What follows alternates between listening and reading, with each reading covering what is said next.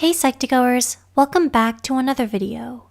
First of all, we would like to thank you for all the support you've given us. Psych2Go's mission is to help everyone learn about psychology and mental health in a digestible manner. Now back to the video.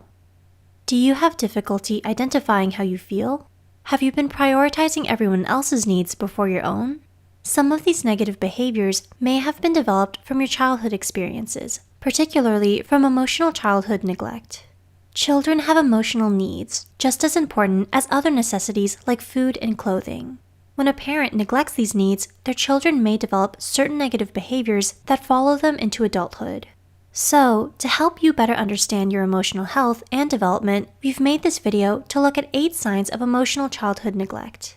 Before we begin, we would like to mention that this video is created for educational purposes only and is not intended to substitute a professional diagnosis. If you are struggling with emotional childhood neglect or any mental health condition, we highly advise you to seek help from a qualified mental health professional. If you suspect you or someone you know is a victim of abuse, please contact the Childhood Abuse Hotline. The link will be in the description below. Please note that everyone is affected differently. Some people may relate to all, some, or different signs than what's on this list. Number 1. You bottle your emotions. Did you learn to keep your emotions hidden in fear that it'll lead to conflict? One of the biggest signs of emotional neglect is the inability to identify, manage, and express your emotions. Depending on your situation, you may not have been allowed to express how you feel or have been reprimanded or invalidated for feeling a certain way. This can be problematic later in life, as keeping important emotions bottled up may take a toll on your mental health. Number 2. You put others first. Do you feel that your needs always come second to others? Maybe it seems as if you always have to make sure everyone else is happy, even if it means you have to settle for less. If you grew up learning that your feelings are invalid, it's easy to start neglecting yourself. This habit to please others at your own expense can over time become very harmful to your mental well-being. Number 3. You struggle to identify your emotions. Do you find it difficult to respond when someone asks you how you feel? If you grew up in a household when your feelings were neglected by your family, you may have been reinforced to avoid thinking about how you feel or believe that your feelings aren't important. This can affect your decision-making ability, since not knowing how you feel about certain ideas and situations can make it much harder to navigate through them. Number 4. You feel broken. Do you feel like you lack importance or that your emotions are out of control?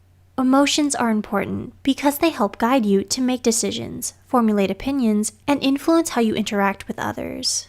When you're cut off from your emotions, it's easy to feel that there's something inherently wrong with you. When you don't have your feelings validated, and when you don't learn the necessary skills to identify, manage, and express your emotions, it's easy to feel alienated from everyone else. Number 5. You're hard on yourself. Do you often get caught up in the little details and prioritize perfection? You may fear rejection far more than what it's worth, and part of it may be due to your childhood experiences. It's possible to not know the correct way to handle failure and imperfection, simply because you haven't been offered a healthy way to learn those skills. Number 6. You fear dependency. Do you find it difficult to ask for help when you really need it? If your emotional needs have been neglected, you may feel that asking for help is a source of conflict.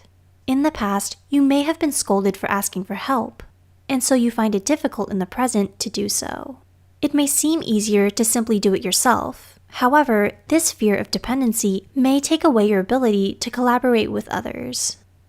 Number 7. You lack self-esteem. Do you always compare yourself to others? Having your emotional needs neglected may lead to serious consequences regarding how you perceive yourself. You may have grown up in situations where you're constantly pitted up against others. This may result in a tendency to see everyone else as competition, which may lead to feelings of isolation as well as low self-esteem. In any case, if your feelings have been neglected, it can be difficult to know your worth. Number 8. You're empty on the inside. Can you identify or manage how you feel? Being able to regulate your emotions is a highly important learned skill. It's easy to feel helpless if you've been in situations where you weren't allowed to develop these skills. You may not be sure how to manage your emotions or what to feel and when. These are troubling feelings that can make everyday functioning difficult. Emotional neglect in childhood can make it difficult to regulate and express our emotions later on. Fortunately, there's always help available. If you are a child or know of one experiencing any kind of neglect, know that your feelings and struggles are valid and that resources are available. The Child Help National Child Abuse Hotline is a great resource to reach out to, and we've added the link to it in the description below. If you find this video insightful, like and share this with others who may find it useful too. Don't forget to hit the subscribe button and the notification bell icon to get notified whenever Psych2Go posts a new video. All the references used are also added in the description box below. Thank you for watching, and we'll see you in our next video.